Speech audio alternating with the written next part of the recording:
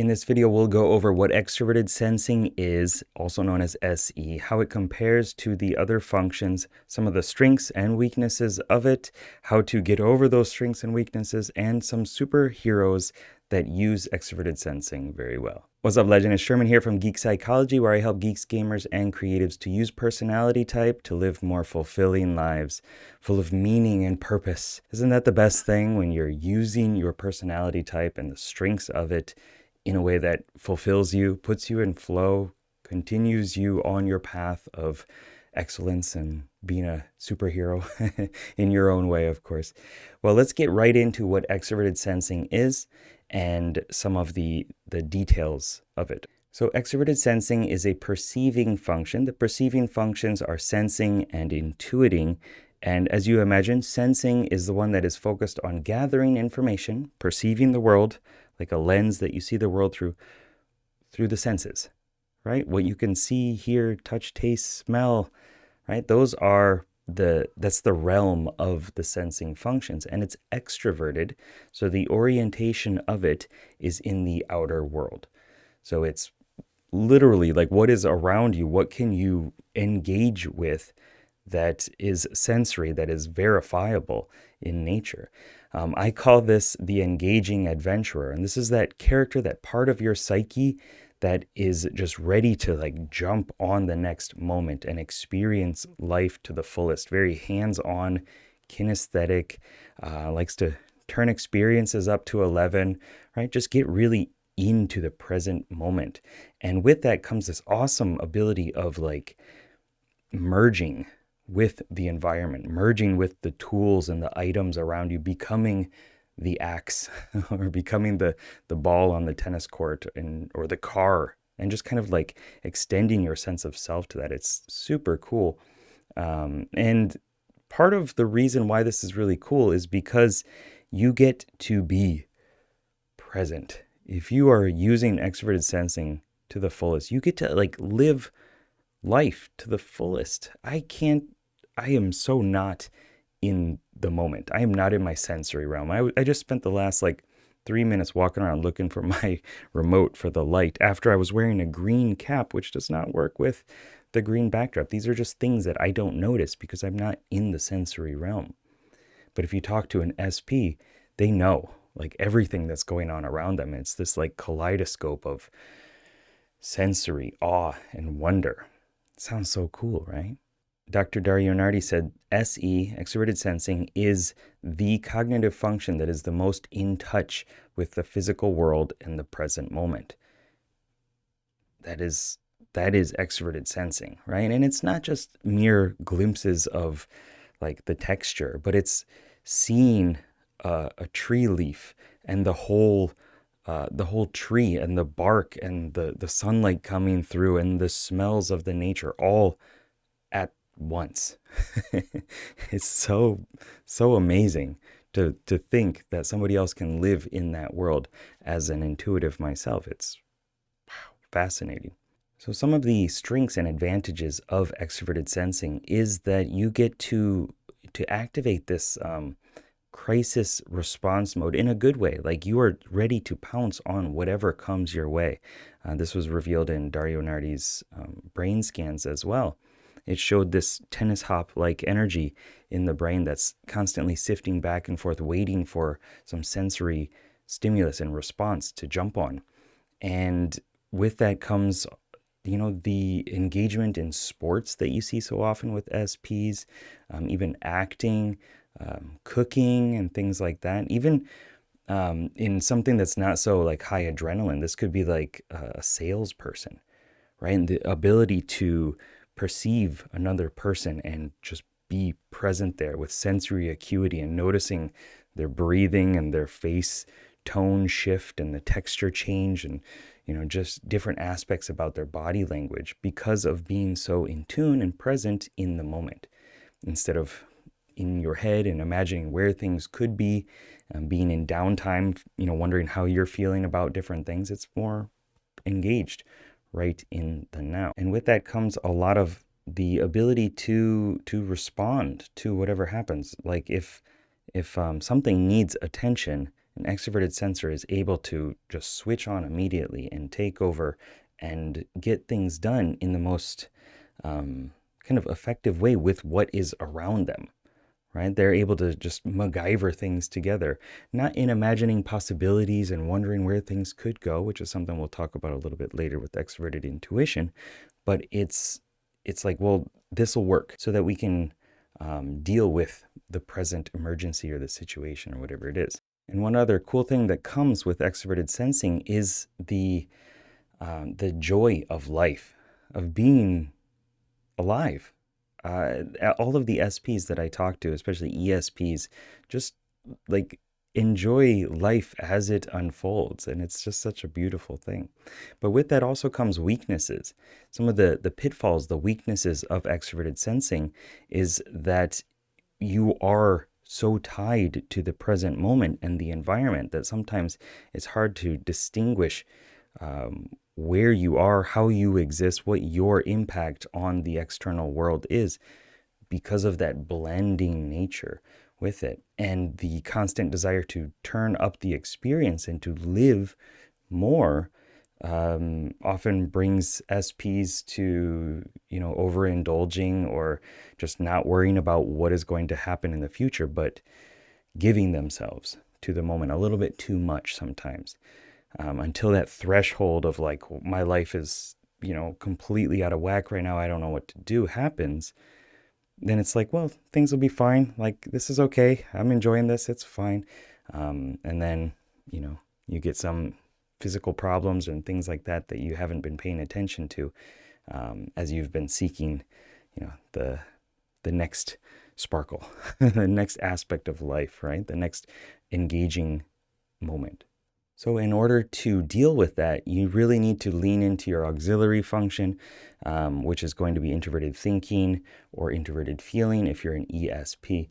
And that is going to help you see who you are, discover who you are, whether it's an intellectual understanding or like a kinesthetic feeling, these are my values type understanding. You'll be able to see who you are and your place in the world around you. And that is going to then help guide you. It's like the little conscience on your shoulder or the principles and the rules in life that you follow. And that takes time, that takes engagement, that takes engagement inward, not outward. And that's hard, right? That's hard for extroverts. As for me, I just want to live there forever. But for extroverts to have to go in and just sift through the scary stuff, the dragons inside, and learn stuff about yourself that you didn't want to look at can be really scary, but that is the point for growth. And that's how you get over the weakness in terms of giving too much of yourself to the world around you. So some famous superheroes with extroverted sensing. So these are the ESPs. We have Thor Odinson, Quicksilver, Rocket Raccoon, Venom, the Joker, from the DC Extended Universe.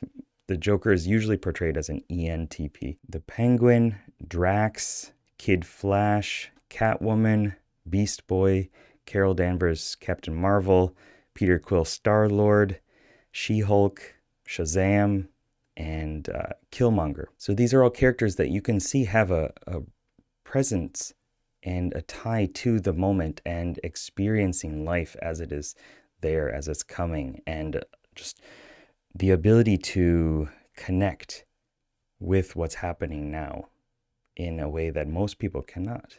Part 2, I just had to run, drop something off, and I'm back. Hopefully everything is good.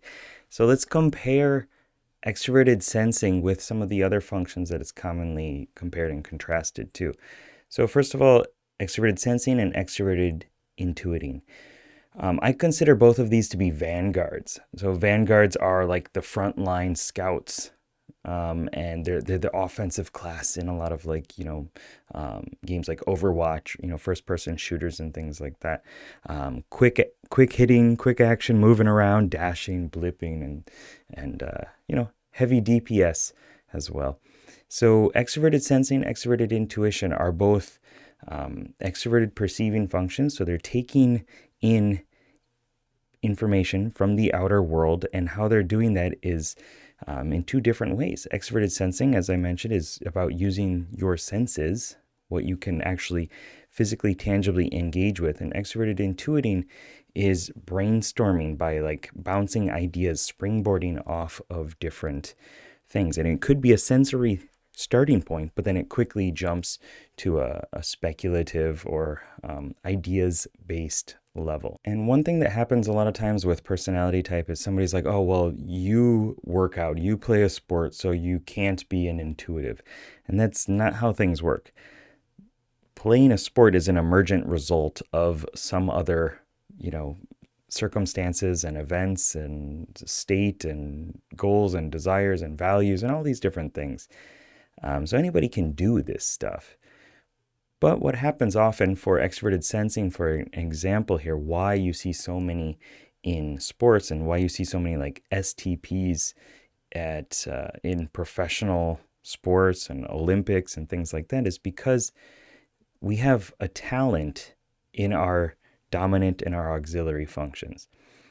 And a talent is often developed with skill, but it's not always. And so you tend to see people gravitate towards things that they have a talent in because it's enjoyable, it's fun, it's exciting, it puts you in flow. And then with that, you build more skill around it. But there are other reasons for doing things, and sometimes it takes more of a hurdle. It takes more of a skip, a jump, a little bit more effort to get to those levels that somebody that naturally has a talent in it would already be at. So like I used to break dance. I used to inline skate and like jump on poles and stuff like that. I used to play soccer, did taekwondo and got a black belt in that and almost in another style. Long story. But those did not come naturally to me. Those did not come through extroverted sensing means. That came through introverted sensing, building repetition and like grinding essentially, because I did not have that natural embodiment and engagement in the physical world. And so just remember that what is happening for an extroverted sensor and what's happening for an extroverted intuitive are likely different starting points. And the emergent result could be both of them playing music, right? But there might be a different reason for them doing that. Extroverted intuitives are focused on the emerging possibilities of idea space, the unfolding potential realities. Extroverted sensing is what is unfolding now. Like, what is the world around me telling me and calling me and pulling me, compelling me to do and engage with? It's a very different space to be in. And now to compare extroverted sensing and introverted sensing, well, they're both sensing, right? They're both the perceiving function that is focused on the tangible world, but they're in different orientations. The different orientations I consider as offensive and defensive, extroverted and introverted. So an offensive approach to sensing and experiences, the domain of experience, is to engage with the present moment, which we've talked about a bunch. But for a defensive style of experiencing, it's to capture that moment, capture that experience, and reflect over it. Recall, ruminate, go into the past in reverie and, engage in that experience that has been experienced already and kind of revivifying it. Okay? And through doing that, then an introverted sensor, one of the SJs, can pull forward and implement those learned lessons. So it's not present hands-on as much, right? It has to compare and contrast to the present moment, but it gets the most benefit from reflecting over things that happened already. So just know that extroverted sensing, this engaging adventurer part of your psyche, is present. It is the most present, now focused cognitive function. And by utilizing that more, you can you can also engage more in the moment and live a life that is less filled with anxiety, which is a future-focused state, a fear of what will happen, or regret from the past. You're now. You're here. You're present. You're alive. And with that, you can be grateful for all the things that you have around you, even if they don't always seem as good. But like just the fact that I can make this video, that I can talk to you and then send this to you so that you can experience what I'm experiencing right now in your moment is really cool. You know, I could open up the blinds and just look outside and see the cherry blossoms blooming, see the wind blowing them around, listen to the sounds. It's so compelling and just a reminder of what it means to be human. So a tip to develop extroverted sensing, if this is not your dominant function, maybe it's your auxiliary function, so you're an ISP, ISTP, ISFP. Maybe you're an INJ and you want to develop it because it's at a weakness polarity. Or maybe you're an INP or an ENP that just wants to understand it more, figure it out more, an ISJ. So whatever it is, there are ways that you can engage with this character within your psyche, this part of you. And the first is to ground yourself in now. And I know it might sound cheesy, it might sound woo-woo. You've heard it before, I'm sure, but taking a deep breath, 7-11 breathing, just being present, grounding yourself in the now, taking your shoes off, walking around in the grass or something like that, taking a moment to notice all you can with your sensory tools can just really take you out of whatever you're dissociating to, whatever like experience that you're imagining happening or fretting, worrying about what could happen in the future. It's just a reminder like, oh, let me just feel my body here and my clothes on my skin. Tapping into those 7 ±2 bits of awareness that we can only have at the same time. Noticing the temperature of the air as it goes in and out your nostrils. Those are the things that can really just help remind you of extroverted sensing and the present moment. And by doing that, you start to remind yourself that, oh yeah, this is life. This is where I should be a lot of times. And that's not hating on any of the other functions, right? I'm an INFP, so like I really appreciate my own functions. But as I've grown and as I've built better intrapersonal rapport with these other cognitive functions, I know how important they all are. And extroverted sensing, I feel, is one of those that is just something that we forget too often. And if you think of all the things that could happen in your life as you're more present with your family, with your friends, at work, in your hobbies, what are all the benefits that you haven't noticed until now that you could about being here, about being alive, taking in more of the sensory realm? Really consider that. So one thing to keep in mind for SPs specifically is that you are not going to do your best if you're sitting in a cubicle, if you're lacking sensory stimulation. And you know this, right? You know that antsy feeling of like, oh, just give me something to look at, some sort of movement, some sort of excitement or something, a bird or a sound, just please music, whatever it is. And so you need to actually make sure that that is a part of your life. Most of my clients that I deal with, when they are depressed or stressed out or just, unfulfilled in life, it's because they're not living into their dominant functions. They're not honoring that part of themselves. And if you are in a job that is forcing you to be constrained, or it's your household or whatever it is, you got to find some outlet for it. You got to find some way of getting your hands on things. I was going to say getting them dirty, and maybe that's it. Go gardening or something like that if that's all you can do. But really, you got to find that. And if you don't have that, you need to find a way of structuring your life around that. And if people can't appreciate that, then, well, it sucks to be them, but that is something that you need as a person. And that is something that you deserve as a person too. And for those of us who don't use extroverted sensing as a strength, well, one way that you can engage more of that in your life in a healthy way is to get physical with things, right? Take up a hobby that uses your body, whether it's a craft, you're building something, making something, playing music, doing a sport, rock climbing, biking, just walking through nature. There's so many little things that you can do instead of just sitting in front of a computer all the time, hunched over in a way that we shouldn't be. Right? There are so many things that you can do to engage with extroverted sensing.